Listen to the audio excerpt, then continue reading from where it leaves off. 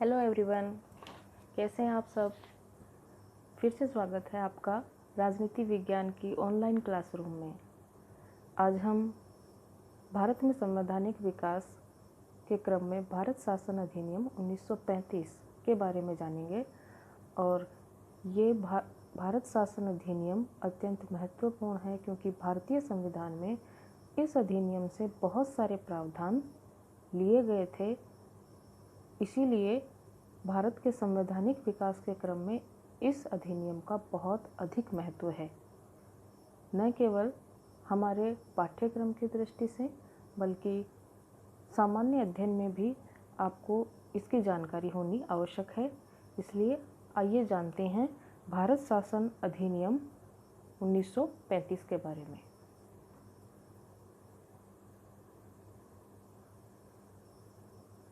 सबसे पहले हम देखते हैं अधिनियम की पृष्ठभूमि कि किस पृष्ठभूमि में ये अधिनियम लागू हुआ,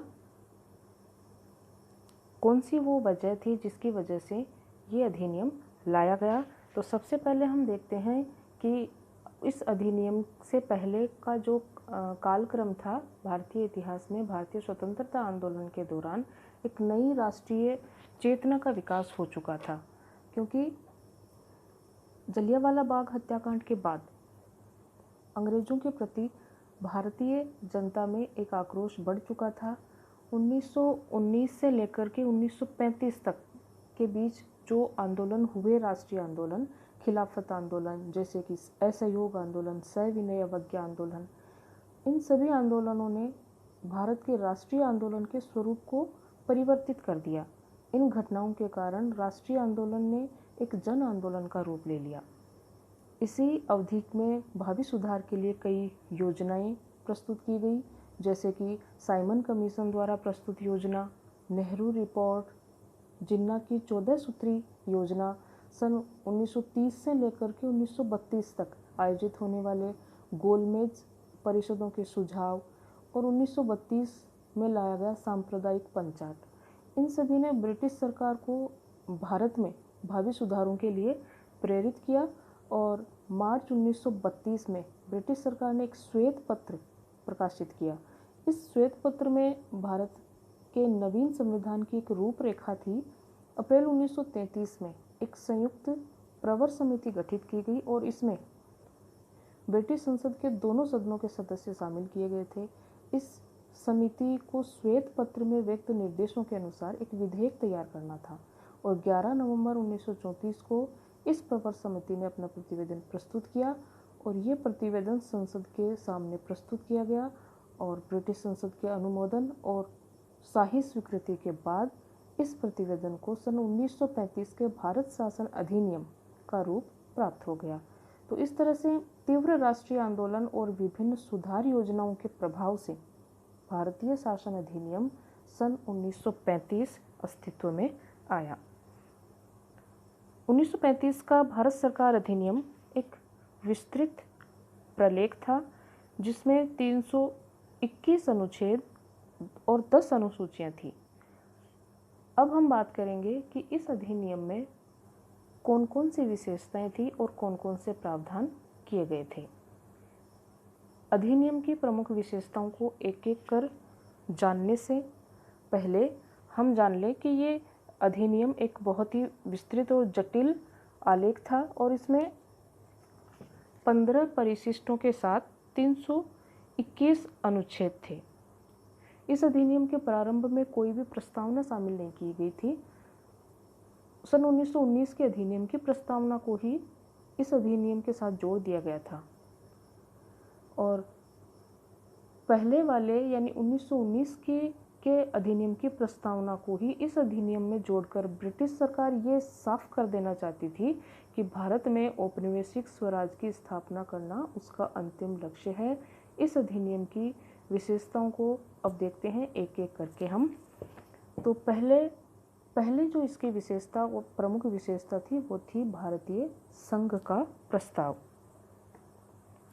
इस प्रस्तावित संघ में ब्रिटिश भारत के प्रांतों का शामिल होना अनिवार्य था और देशी रियासतें देसी रियासतों के लिए उनके जो राजा या नरेश थे उनकी इच्छा पर निर्भर था।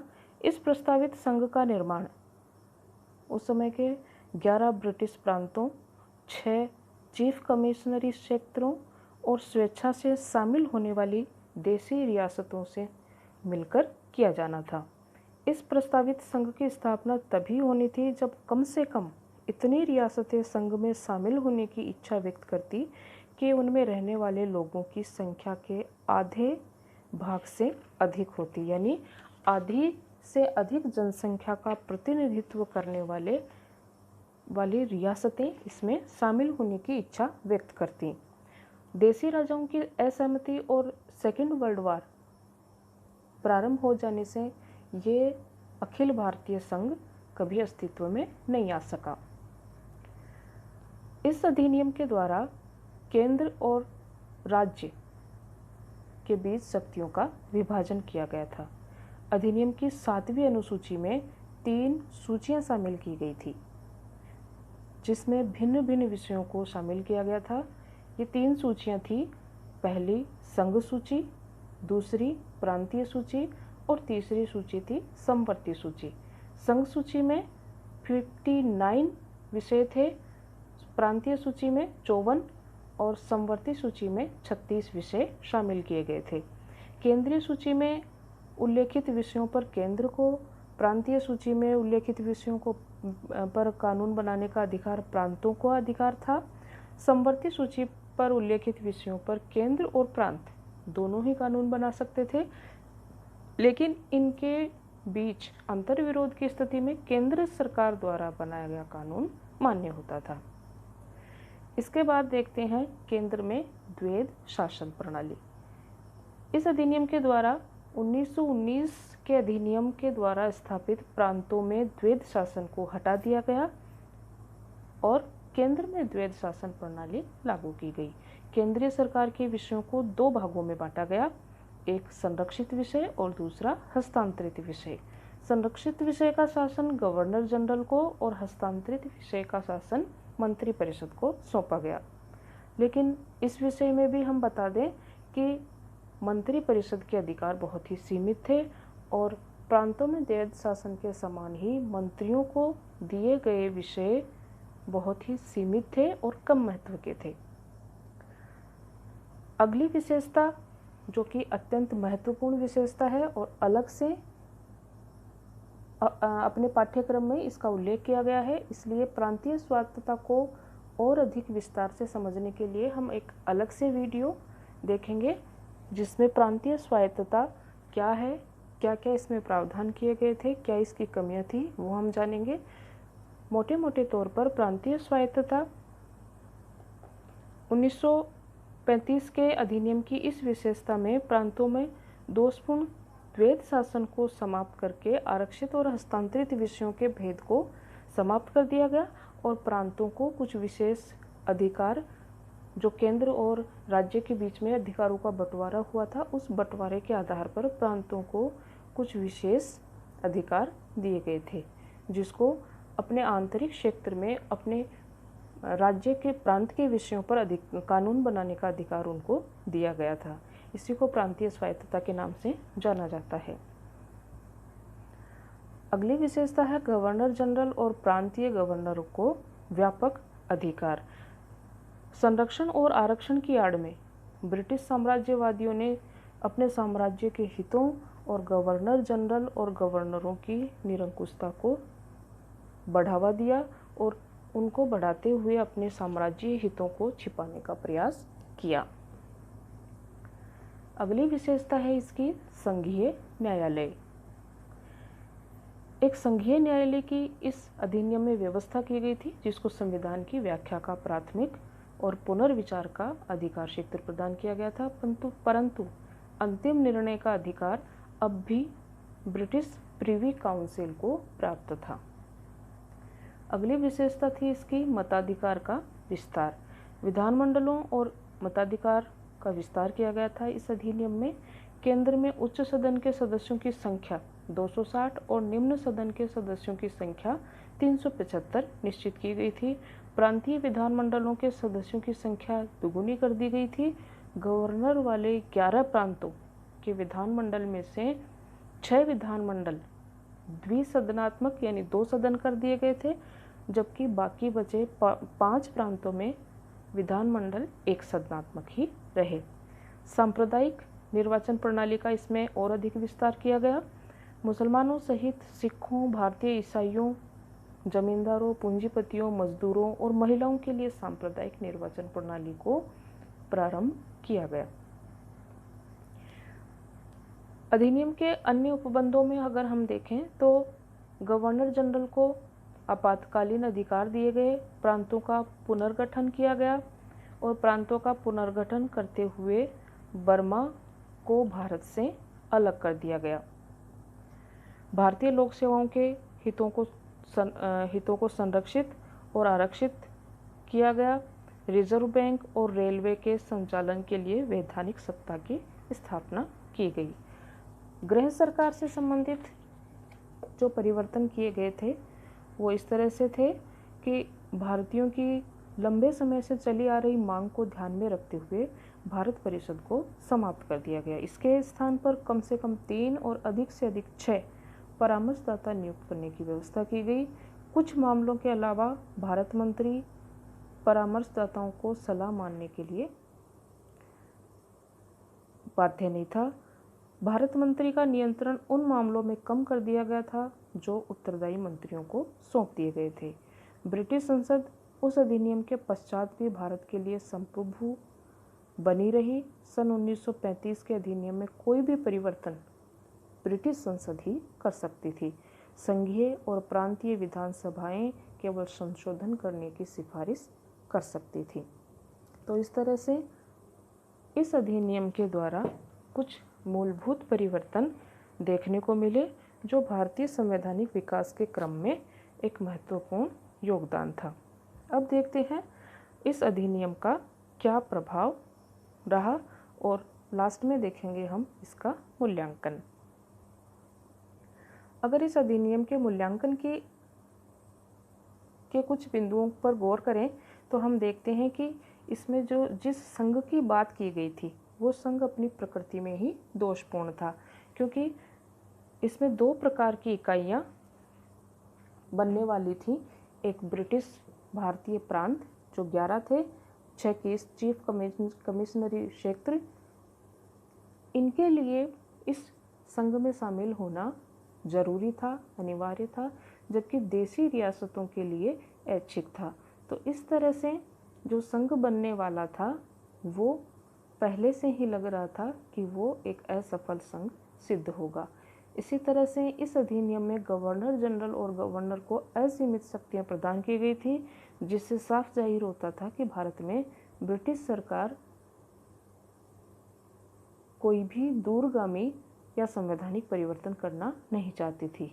प्रांतीय स्वायत्तता की बात करें तो वो पूरी तरह से अवास्तविक थी, क्योंकि प्रांतों को जो विषय दिए गए थे वो विषय अत्यंत कमतर थे और उनके ऊपर गवर्नर और गवर्नर जनरल की आत्यंतिक शक्तियाँ थी, जिनके माध्यम से वो उनमें कोई भी परिवर्तन कर सकता था।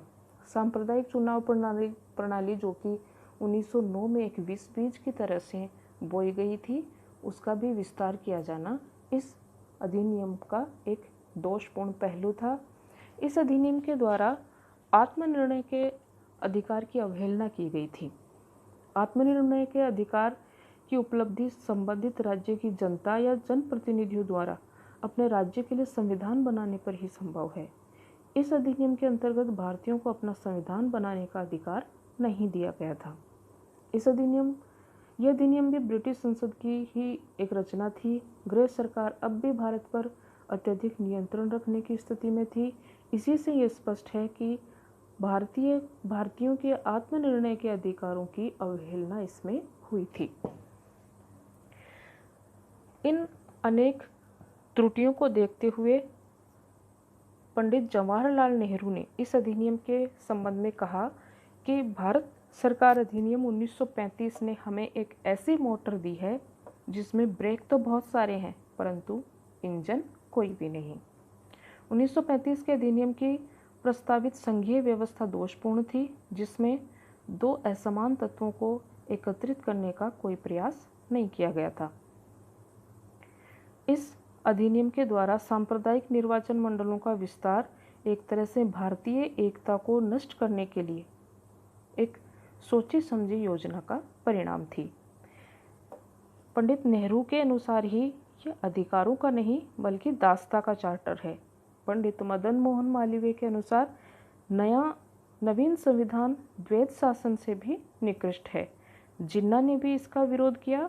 उनके अनुसार प्रतिक्रियावादी, हानिकारक और रूढ़िवादी ये सुधार थे। ब्रिटिश सम्राट की अगस्त 1935 में स्वीकृति के बाद इस अधिनियम को लागू कर दिया गया।